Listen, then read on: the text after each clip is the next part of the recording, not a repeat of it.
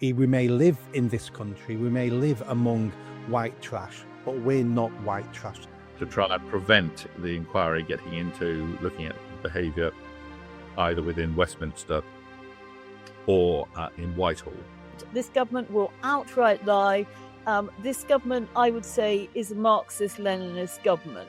A lot of these men were related. These are brothers, uncles, cousins. It was a family day out. Let's all get together. Let's bond over some vaping. Hello and welcome to The Protagonists here at The Pulse with me, Nick Buckley. Have we got a great conversation lined up for you today? If you're living in the UK or you're interested in UK politics, you will know what's going on here. Last couple of days, all the conversation has been about a new government report into the grooming gang scandal across the UK over decades and decades. And it's not what we thought. We thought it was going to be a whitewash. We thought it was going to be another nothing report.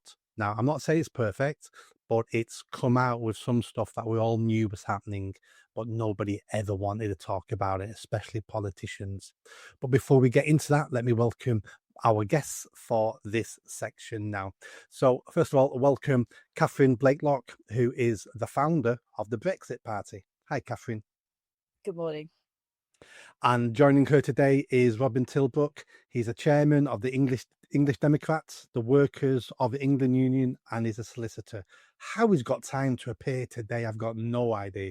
He seems like a very busy man. How you doing, Robin? I am busy, Nick, but not busy to be on your show. That's great to be here. Thank you very much for taking the time for coming on. So the title for today's discussion is The Grooming Gangs Cover-Up Burning Britain. Let me give you some context about my involvement in this. I've been fighting the grooming gangs for 20 years. I've saved about 15 girls and one boy being raped. I've had paedophiles arrested and prosecuted.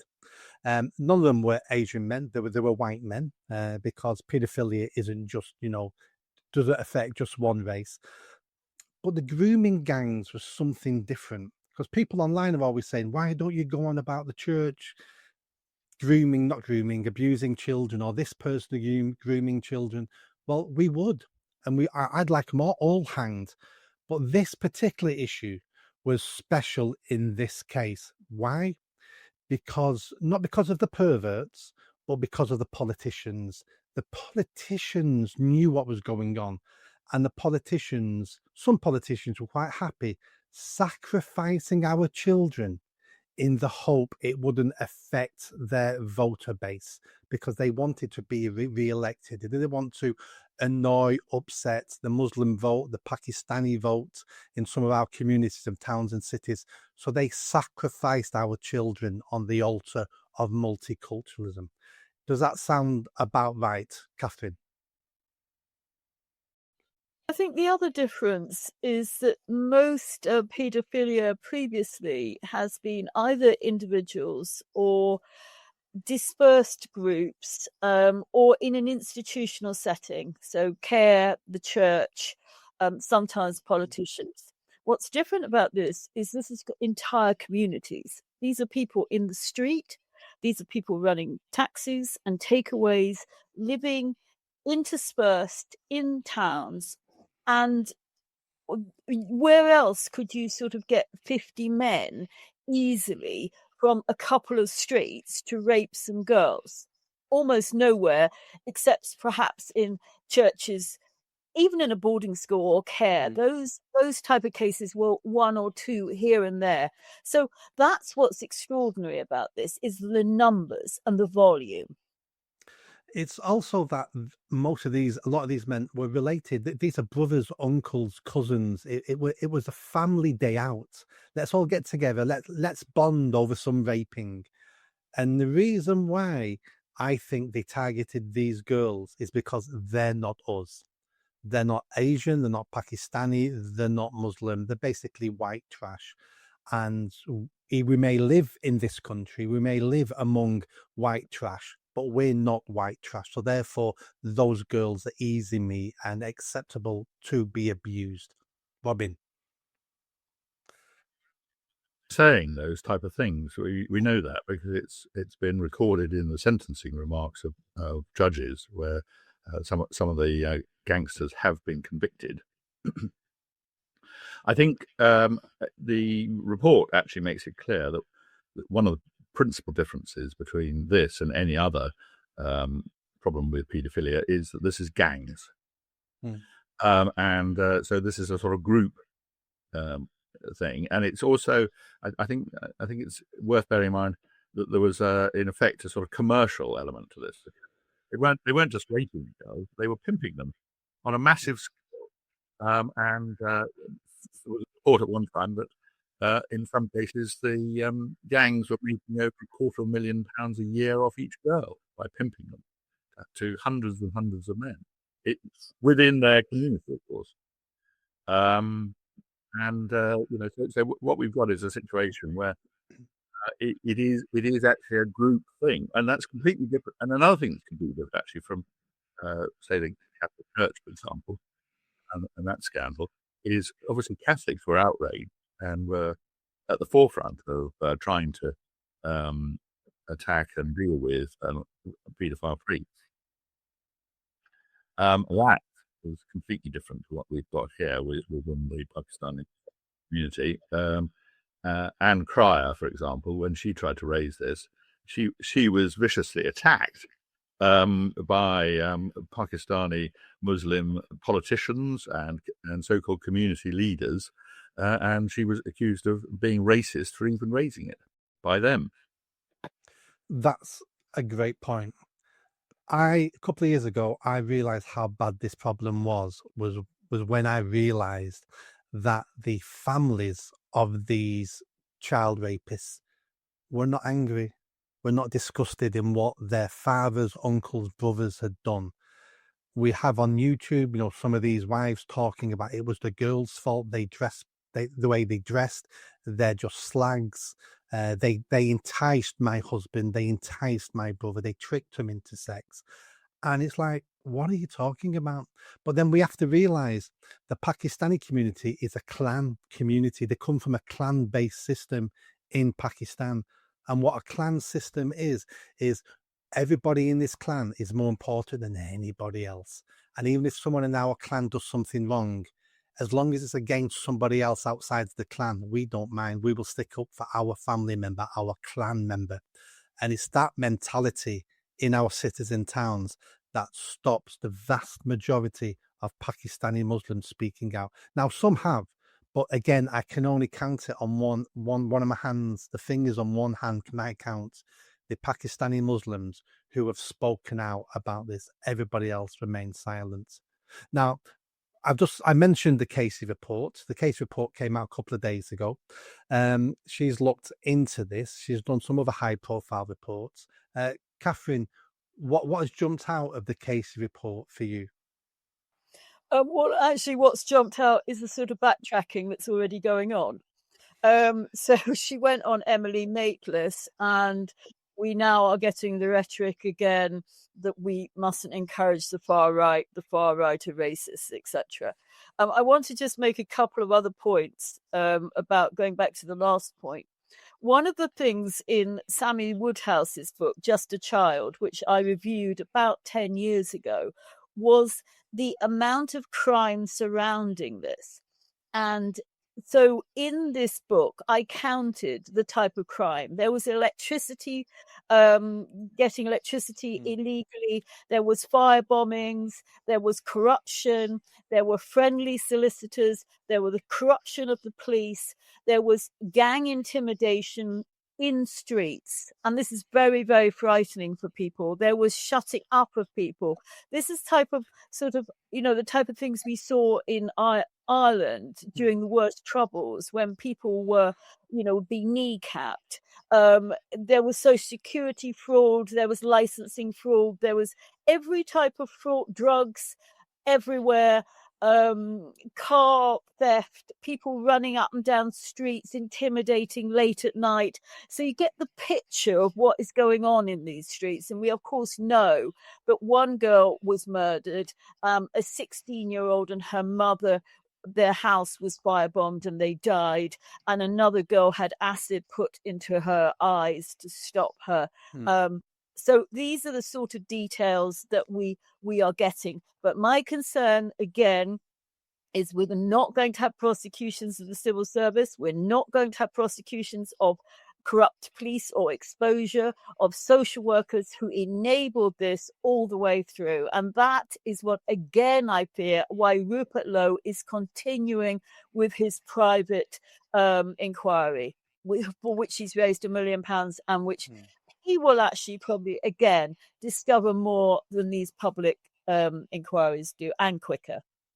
So it sounds like Keir Starmer was forced into this inquiry and forced into this review by Casey, but knew it couldn't be fully independent. It couldn't just go where it wants to go. It had to be tightly constrained, because he would not want officials being looked at, the police being looked at, politicians being looked at. Even though he has to admit it's gone on now, which they spent decades saying it never happened in the first place. If we ever get to the bottom of this, I mean, really get to the bottom of it, I foresee this could be the end of the Labour Party. I mean, completely gone, existing no more, because Labour are just mired in this. They help the cover up. It's their politicians. Tories are terrible. I'd whip all the Tories. They're disgraceful. But Labour are mired in this, something awful. Robin, any comments? You were saying, and I can quite understand why, that the Casey report forced Starmer to do this inquiry. I want to put in a little word for the fact that the Workers' of England Union and the English Democrats did actually bring a case which has not yet been settled, and the government had to put in their defence yesterday if they were going to refuse or to continue refusing to set up an inquiry. So they were actually under legal pressure, as well as any other pressure. And I think what actually happened with the Casey report was that it basically undermined any chance of defending the case that we were bringing, because it made it very clear that there was a matter of public concern. And that is basically the sole test as to whether or not an inquiry should be set up. So once the government started refusing to set up a statutory inquiry, then it became possible to judicially review that refusal, because you have to have a decision by the minister before you can attack it, as it were.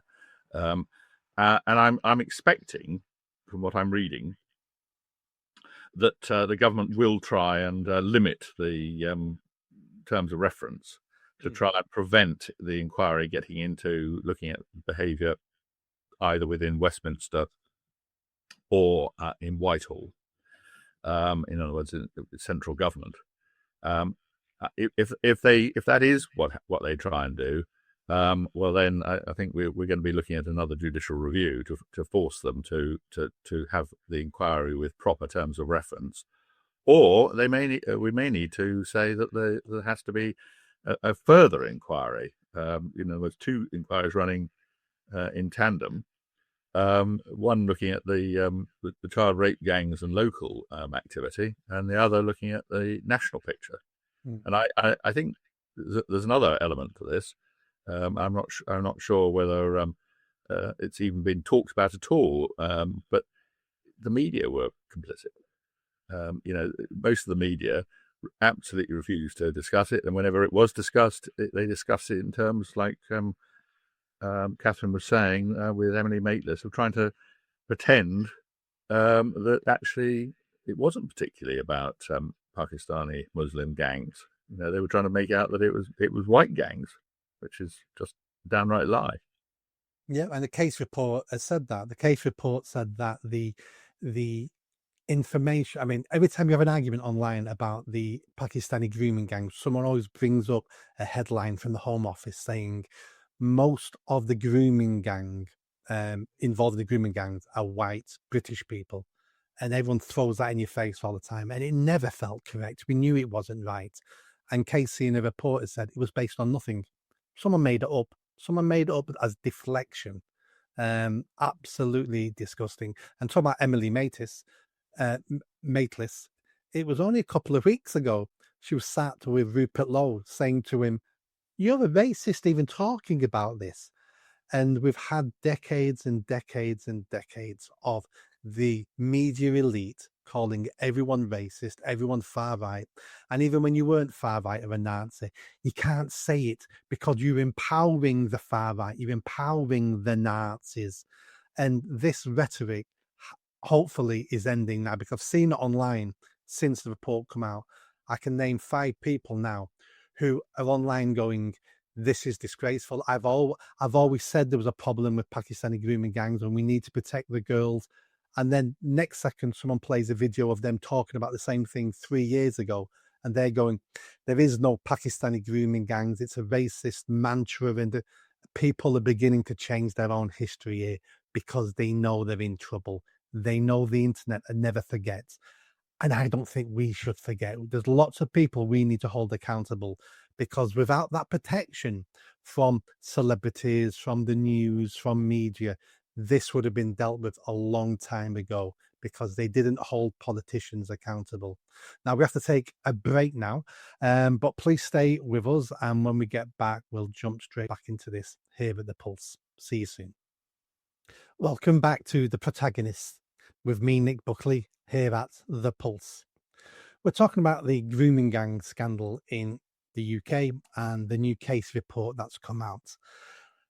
And the new Casey report has said what many people have always known. There is such thing as Pakistani grooming gangs. They exist. It's official. No one can ever deny it ever again now. It exists. An example she gives is in Rotherham, one of the hotbeds of this crime. 64% were Pakistani men. 64% of the pedos was Pakistani men out of a population of 4%. Heavily overrepresented in that crime there. It's no longer a far-right narrative. It's no longer made up. It's real. We know it's real. Many people have known it's real. What's that going to do to our country now? Are we in a better position because of it? Are we in a worse position because of it? Will the Pakistani community now raise their head and start apologizing and be better citizens? Because that's what we're demanding. They need to be better citizens. Catherine, what are your thoughts on this? What do you think this case report has done? Do you think it will change anything, or do you think it is a sticking plaster for the government to get over this hump? Okay, we can see already that Pakistani MPs are doubling down on it in Parliament, saying that this is an attack on Muslims. I mean, the other thing to remember as well is we have a new problem. We have a problem which is the boat people and the illegals. We have seen already in Scotland a case where there were 50 illegals in a gang. These are not just Pakistanis, but the overriding common denominator is that they're Muslim. Afghans, Iraqis, North Africans, Pakistanis, etc. So we have a problem of this now new threat, which hasn't even really been identified. That was the first case I saw about that. And nothing is being spoken about that. Obviously, we've got 1,000 men appearing, of which 85% are men, young, fighting age, and I would say raping age men, single men, who are coming ashore every day. It's a nice day today. We will have another 1,000. 50 of those can easily form a gang and start raping and grooming girls right around the migrant hotels. And we are seeing that every single day. We are seeing it in Norwich from the hotel in Bowthorpe. A girl was viciously raped, and we're seeing upskirting, people in parks, people not feeling safe in the street, etc. This is a new problem that is just starting. I wouldn't imagine it's a new problem. I think we've only just discovered it. I think there's many of these men across the world They've all got access to the internet. They've all got brothers, cousins, uncles living in our country. And they're being told, not only do you get money if you come here, you get to rape their women and their girls. No one cares. No one cares. We've been doing it for decades and decades. No one cares. In fact, when you get caught, you just claim this is racist and you get let off anyway. Of course, men in third world countries who have no access to women, of course they're going to risk their lives getting here. You get a hotel, you get money, and you get sex. If I was 18 to 25, I would go to that country. You know, it's a driving force of men, is to want money, to want respect, to want resources, to want sex. And we're advertising our country and our women as prostitutes. And OnlyFans models and prostitution on, porn online isn't helping, because it portrays white Western women as tarts and prostitutes. So that's embedded in their mind as well. We are in a mess. But to solve this, you're right, to solve this is to say, you're not here, you're not coming. And if you're here, you're gone. That's the answer.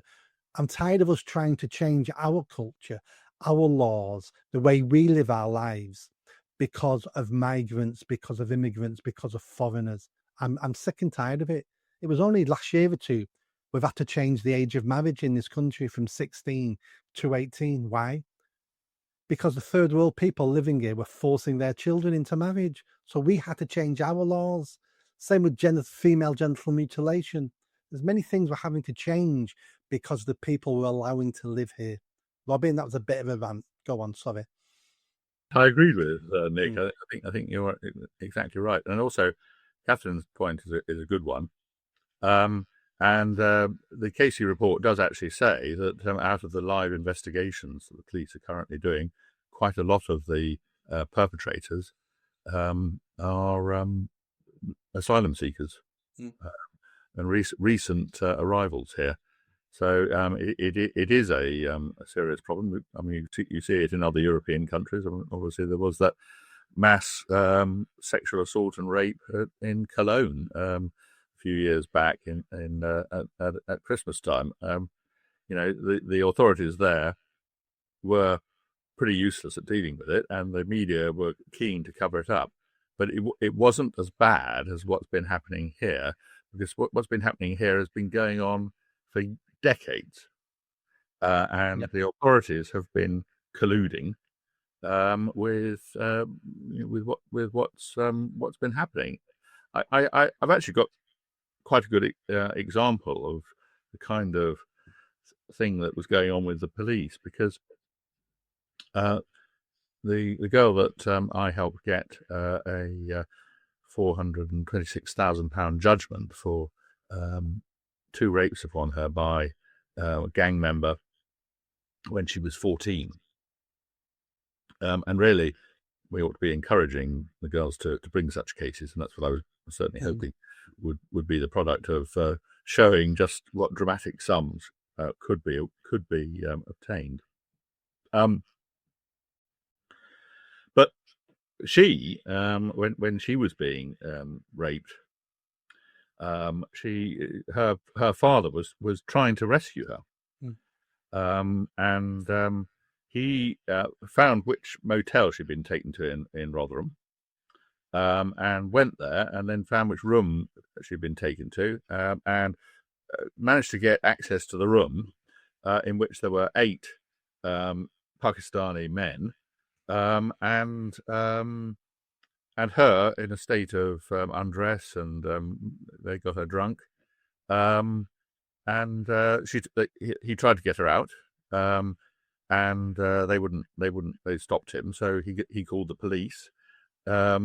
The South Yorkshire police officers who turned up then arrested him. They didn't do anything about the girl or about the Pakistani Muslim gang members, and they arrested him, took him back home. He then went again, and this time the Pakistani gang called the police, and these 2 officers then threatened to charge him, if he did it again, with racially aggravated harassment. Now, I think, as a matter of law, those 2 officers ought to be prosecuted as accomplices to the rape of that girl.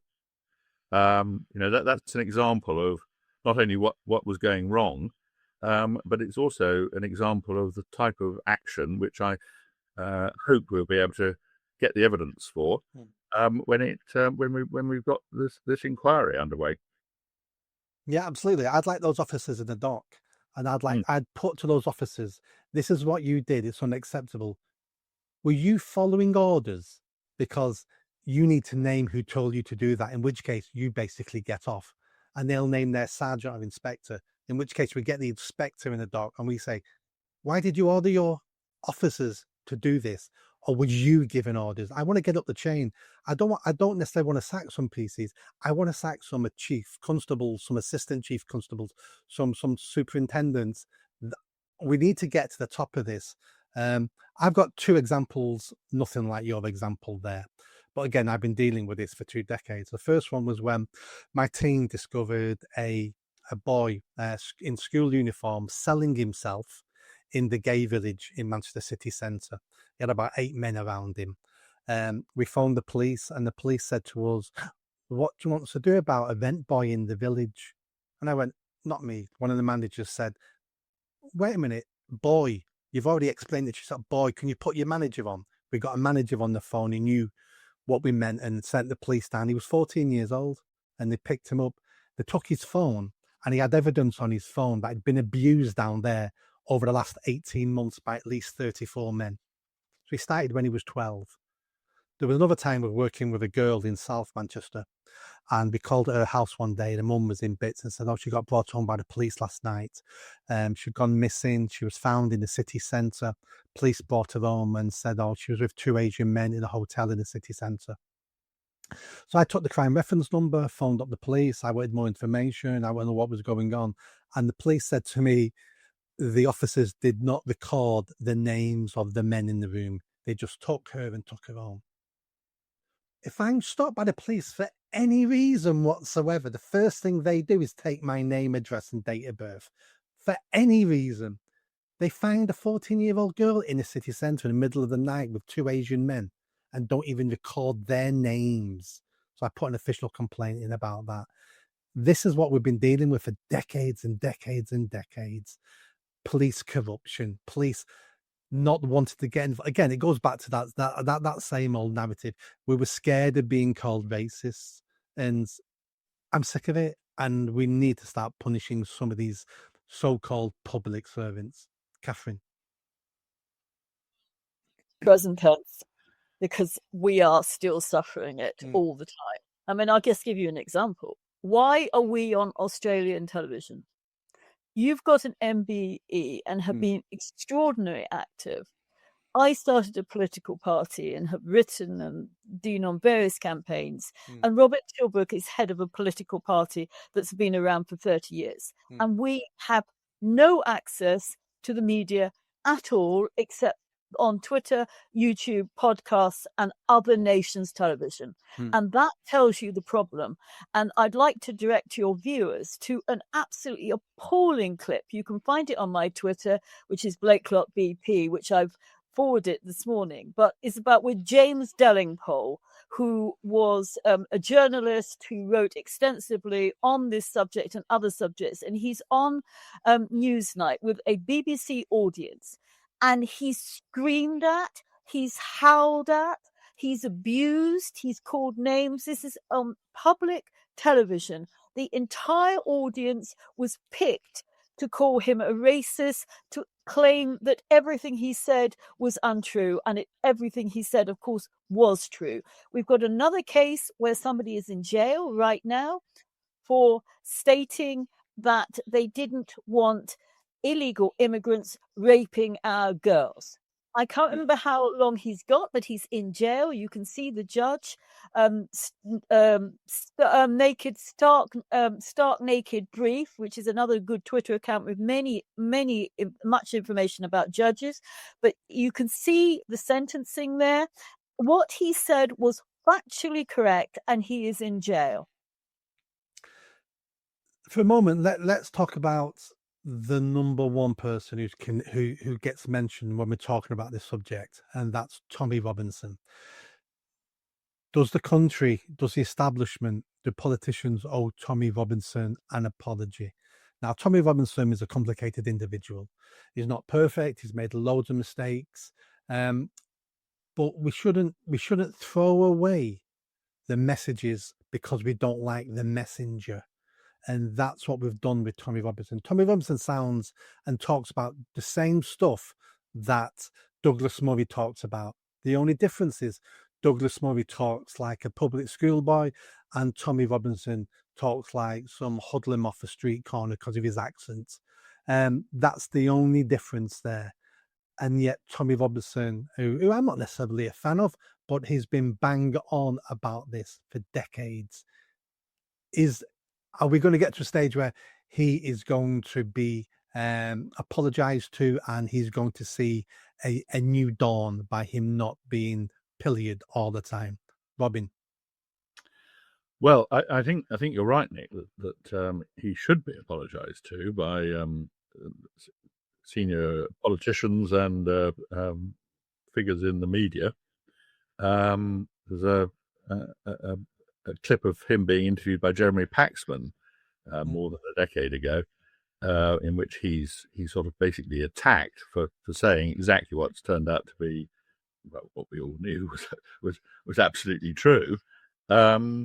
But I mean, obviously, we're not going to get Keir Starmer apologising to him, or any senior Labour or even Conservative political figures. That they are busy at the moment, trying to distract and deflect, aren't they? They're not. They're hardly going to admit they were wrong all the time. And you were saying earlier that some of the journalists who've been going around saying that this wasn't happening are now claiming that they always were aware of it and were talking about it. So I mean, the idea that people who are as hypocritical as that are going to honestly admit their error it's just not going to happen, unfortunately.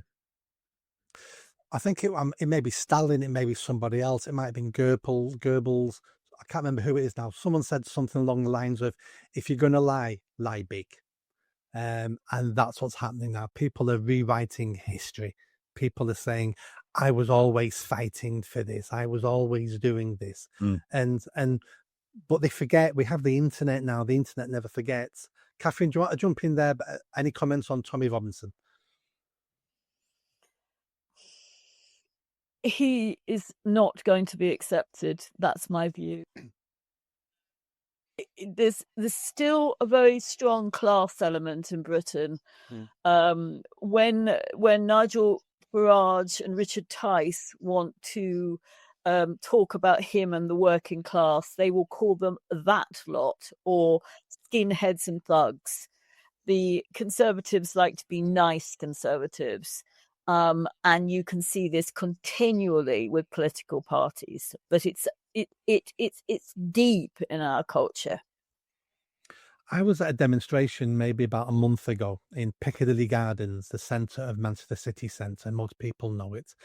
And it was about talking about and trying to expose the grooming of children, but also the abuse of children, regardless of who's doing the abusing. I was one of the guest speakers. I hardly ever mention race or religion because I fight paedophiles wherever we find them, and you can find them in every sector of community. And as we're having this campaign and this demonstrations with speakers, we've got 30, 40 paid protesters next to us shouting Nazi, scum, fascist. And we're talking about pedos. You people sound like pedo apologists. Why are you sticking up for pedos? And they have the same banners they always have. Unite Union, say no to racism, pride flags, BLM, Free Palestine, and they're just the uni cause now. It's it's crazy how anyone can protest children being raped, and it upsets me. And it's like, how much further can we fall if we can have people protesting that? If this event was about Pakistani grooming gangs, then it still would be wrong, but I would understand it. Oh, you're using this to have a go at Pakistanis. But this was all about all types of child abuse. And yet they were supporting the pedos. Absolutely crazy. How how do we change the elite? How do we get them to understand that we've had enough? And I'm sure they can feel that. I'm sure they're thinking to themselves, this looks dangerous now. Some of us are going to go. Some of us are going to lose our jobs. Some of us may lose our pensions. Some of us may end up in jail. I'm sure they're fearful now because they're doing more and more things, such as being heavy-handed, locking people up, and having to commit to reports, which they never want to do. So they're doing things, but how do we change the establishment? Now, have a think about that, and we'll get back to that after this break here at The Pulse. See you after the break.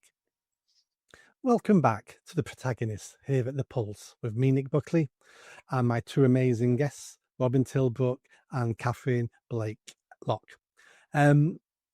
We're discussing the grooming gangs in the UK, and just before the break, we ended with discussing the blob, the elite. Now, we may get some scalps, we may land a couple of punches, but we're not going to bring down the blob. We're not going to replace the elite, or are we? And if we do, how do we do it? Political parties are joined at the hip with the elite. It's how they stay in power. It's how they run the country. We've got, Reform UK are coming through. Are they any different? Are they just tickling the sides? How do we change this country fundamentally to ensure this never happens again? Let me jump to you, Robin. You're right. We need to be looking at trying to make sure that we do change the country, and we do change the elite, and we do change the establishment, because certainly the model we've got at the moment doesn't work on any level. It's not just this horrific scandal that they've been presiding over. Almost nothing seems to work. Yeah. When you're looking at anything that the state in particular is doing.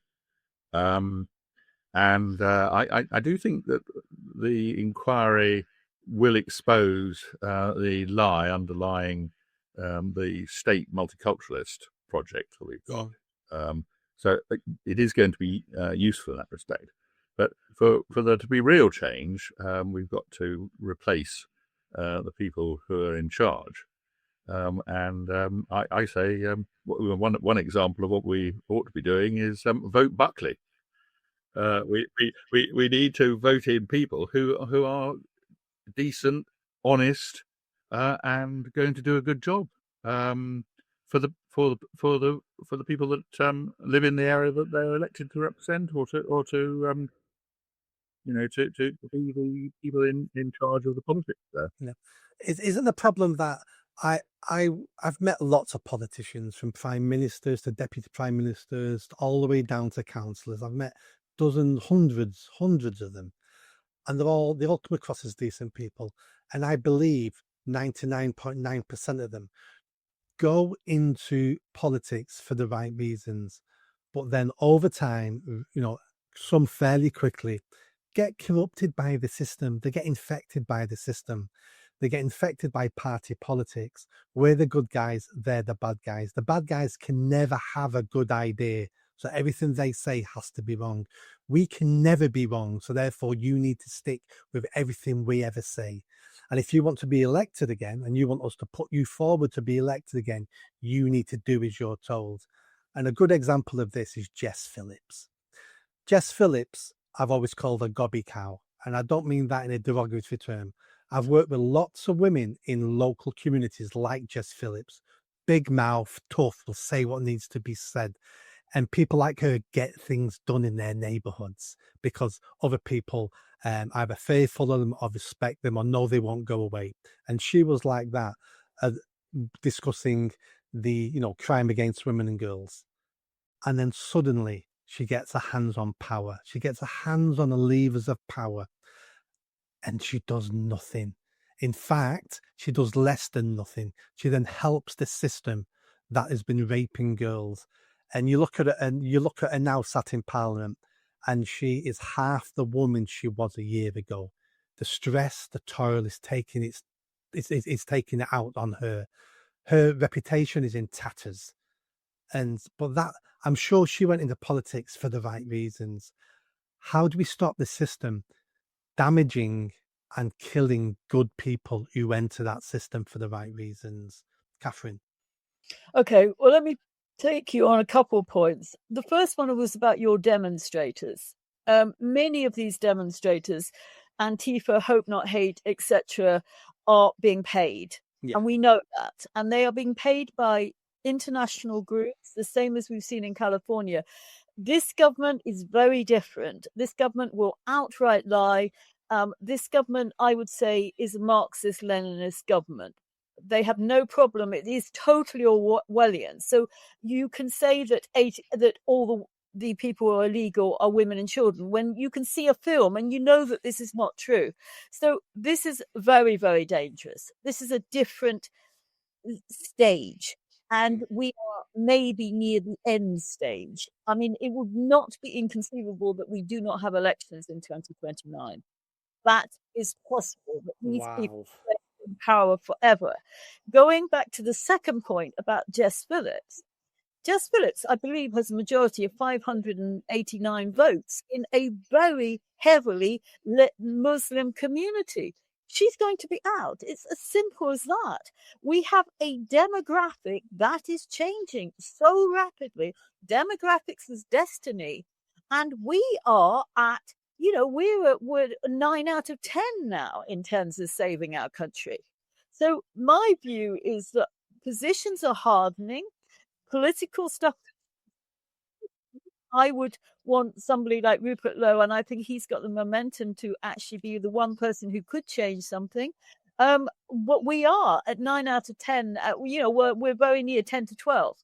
And so that's my view, is that we are in real danger now. Robin, do you want to jump in there? Yes, well, I think what Catherine's saying has been echoed by Professor David Betts, Yeah, who's the professor of war in the modern world at the King's College London, I think. Yeah, and he's been saying that the country is now at a point where it is lighting up most of the criteria by which you can measure countries where they're in danger of entering civil war. He thinks that we might well be in a civil war within 5 years. And he's somebody who's been advising NATO and senior decision makers around the world about the risks of civil war in other countries. He then applied these criteria to this country and came to the conclusion that we were at risk of it. Certainly, I think if Catherine is right and Labour were to try and prevent there being a general election, and after all, it's not fanciful because we've just had elections for local elections where Labour and the Conservatives colluded to prevent there being 10 county council elections, which there should have been this year. And they did so because they thought that Reform might win those counties, and they probably would have done, judging from the fact that Reform has now got control of 10 of the county councils.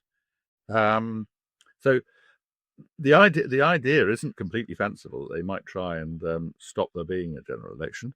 We are, after all, in a continent where the leading challenger figure from the right in France has been banned from standing elections, where an election result was overturned in Romania, and there's talk about banning the leading challenger party, the Alternative for Deutschland, in Germany, by the establishment there.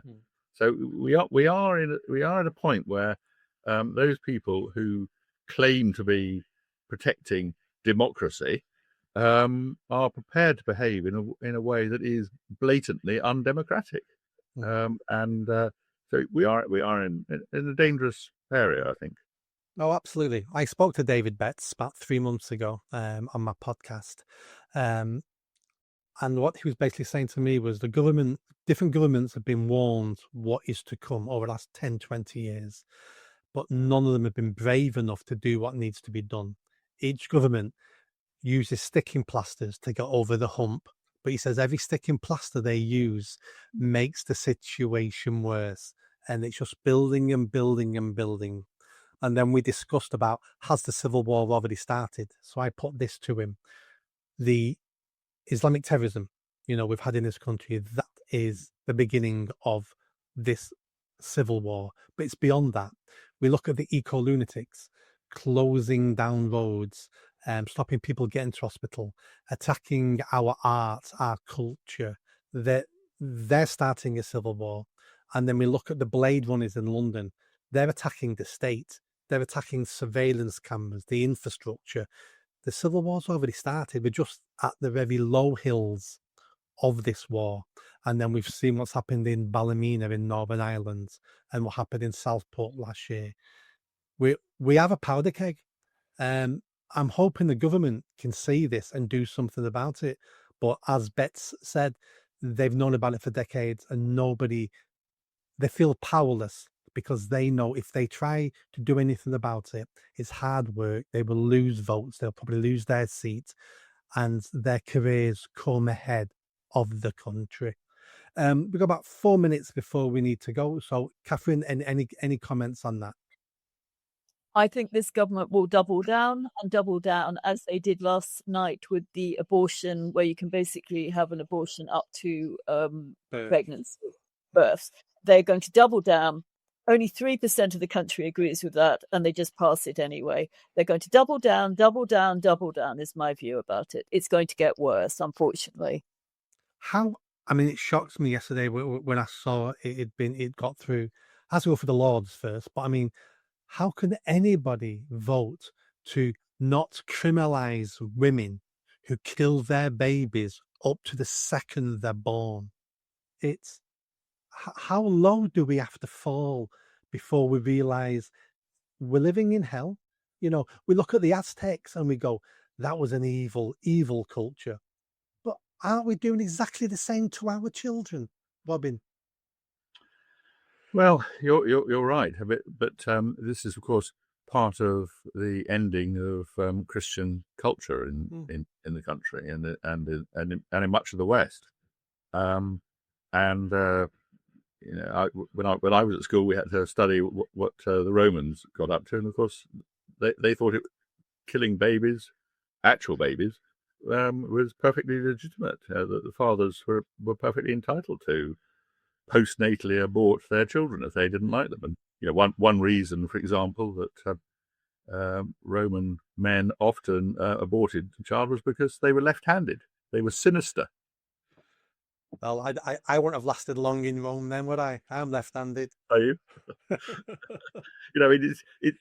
It shows where once you take Christianity out of the picture, you could well wind up with an absolutely horrific, terrible situation. And these are the warning signs of what it might be like. To round up our whole discussion here today, isn't the problem that we don't value life anymore? We didn't value the lives of those girls. We don't value the lives of unborn babies. We just don't value life anymore now. We live in an individualistic, selfish consumer society. It's all about me, me, me, me, me. Where it should be about life. It should be that Christian ethic. Maybe not even Christian, but it should be more than just us and our convenience. Catherine, you've got 20 seconds. I think it's Marxism. We've got Pol Pot coming. Wow. Robin? Well, there's certainly an element of Marxism, but it's also basically the state becoming more and more the centre of everything. Yeah. And more the thing that decides whether something's right or wrong, rather than any ideas of right or wrong coming from the people. And the state doesn't care about the people. It only cares about control. I spent a decade working for the state at Manchester Council, and I can tell you now, the state doesn't care about you. The care doesn't care about anyone. All you are to the state is a number. is a problem. Catherine, Robin, thank you so much for coming on the show today. That was a fantastic discussion. I hope people learnt a lot. We're in a bit of a mess in the UK, but we've been in messes before. We're wonderful people. We always find solutions. Catch you next time at the Pulse.